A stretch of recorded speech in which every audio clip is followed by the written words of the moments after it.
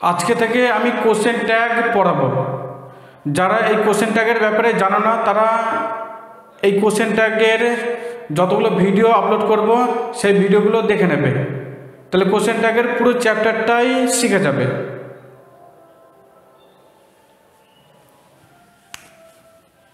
দেখো, আগে আমি একটা সেন্টেন্স লিখছি।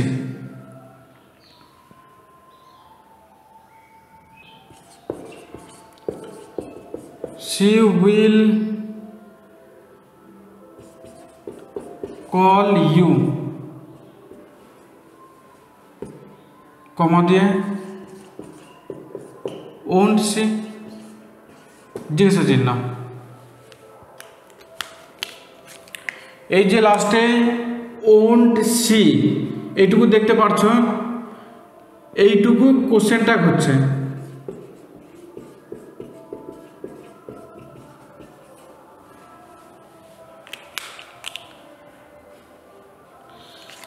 এবার তোমাদেরকে একটা জিনিস বুঝতে হবে, এই যে সি উইল কল ইউ, সে তোমাকে ফোন করবে, এইটুকু প্রশ্নর কথা না। এই যে ওন্ট সি এইটুকু হচ্ছে প্রশ্নের কথা, সেই জন্য এইটুকুই প্রশ্নের মধ্যে পড়ছে, আর এইটুকু নর্মাল কথা হচ্ছে।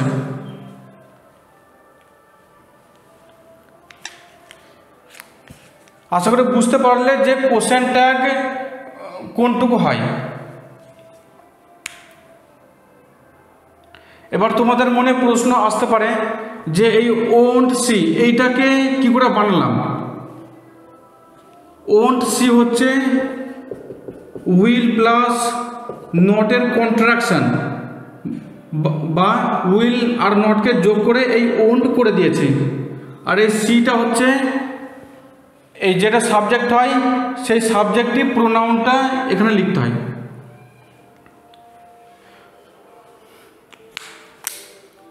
এবার দেখো, যখন আমি নর্মাল কথা লিখি বা যখন নর্মাল প্রশ্ন জিজ্ঞাসা করি তখন কিভাবে প্রশ্ন করি? উইল ইউ কাম অ্যালং, কি তুমি আমাদের সঙ্গে আসবে? এখানে উইল হচ্ছে হেল্পিং ভার্ব, ইউ হচ্ছে সাবজেক্ট, তোমরা অবশ্যই জানো। এবার মনে রাখতে হবে যে প্রশ্ন জিজ্ঞাসা করার জন্য বাক্যের শুরুতে হেল্পিং ভার্ব বসাতে হয়, তারপরে সাবজেক্ট বসে।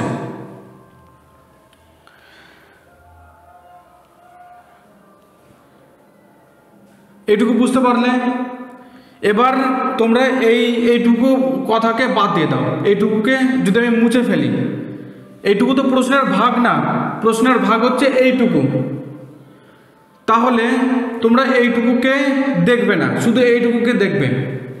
মনে করো এইখান থেকে একটা লাইন শুরু হচ্ছে আর সেটাকে প্রশ্নবোধক বাক্য বানাতে হবে, তাহলে কি করবে?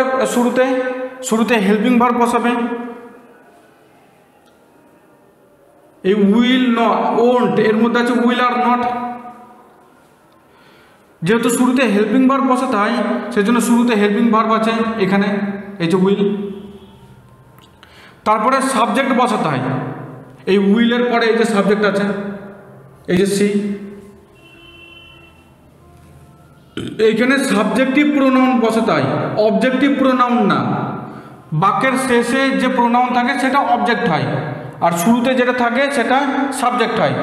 সেই শুরুর প্রথমে যে প্রোনাউনগুলো বসে সেই প্রোনাউন বসাতে হবে এখানে, কারণ এটা সাবজেক্ট হয়। তাহলে শুরুতে হেল্পিং ভার্ব বসে, তারপরে সাবজেক্ট বসেছি। আর কোশ্চেন ট্যাগ বাড়ানোর জন্য যদি এই কথাটা পজিটিভে থাকে তাহলে কোশ্চেন ট্যাগ নেগেটিভে বানাতে হয়, আর এই কথাটা নেগেটিভে থাকলে কোশ্চেন ট্যাগ আফার্মেটিভে বানাতে হয় বা পজিটিভে বানাতে হয়। পজিটিভ বাদ দিয়ে আফার্মেটিভ লিখে দিই।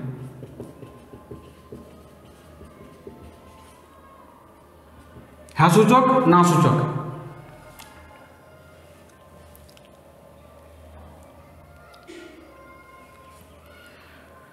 তাহলে আশা করি বুঝতে পারলে যে বাক্যের কোশ্চেনটা কীভাবে বানাতে হবে। শুরুতে হেল্পিং ভার্ব বসাতে হবে, তারপরে নট যোগ করে দিতে হবে, তারপরে সাবজেক্টিভ প্রোনাউন বসিয়ে দিতে হবে। এবার যদি জিজ্ঞাসা করো যে হেল্পিং ভার্ব কোনটা হবে, কী করে বুঝবো, এই প্রশ্ন এই কথাটাকে নিয়ে নিতে হবে। আর এই কথাটার প্রশ্ন জিজ্ঞাসা করার জন্য শুরুতে যে হেল্পিং ভার্ব বসাতে হয়, প্রশ্ন জিজ্ঞাসা করার জন্য শুরুতে যে হেল্পিং ভার্ব বসাতে হয়, সেই হেল্পিং ভার্বটা এখানে বসিয়ে দিতে হবে, আর সাবজেক্টিভ প্রোনাউনটা এখান থেকে নিয়ে ওখানে বসিয়ে দিতে হবে। ব্যাস, কোশ্চেনটা তৈরি হয়ে যাবে।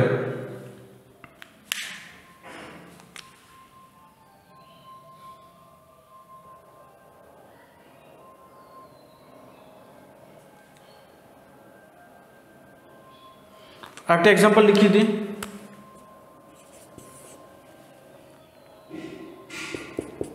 He will not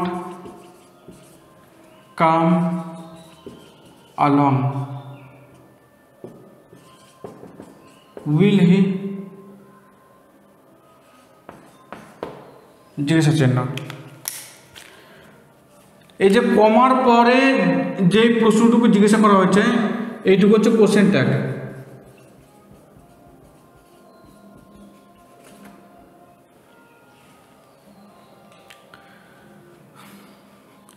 আর এখানে উইল হেল্পিং ভার্ব আছে, তাই এখানে উইল বসিয়েছি। আর হি এর সাবজেক্টিভ প্রোনাউন হয় হি। আর এটা নেগেটিভে আছে, সেই জন্য কোশ্চেনটা পজিটিভে বানিয়েছে বা আফার্মেটিভে বানিয়েছে।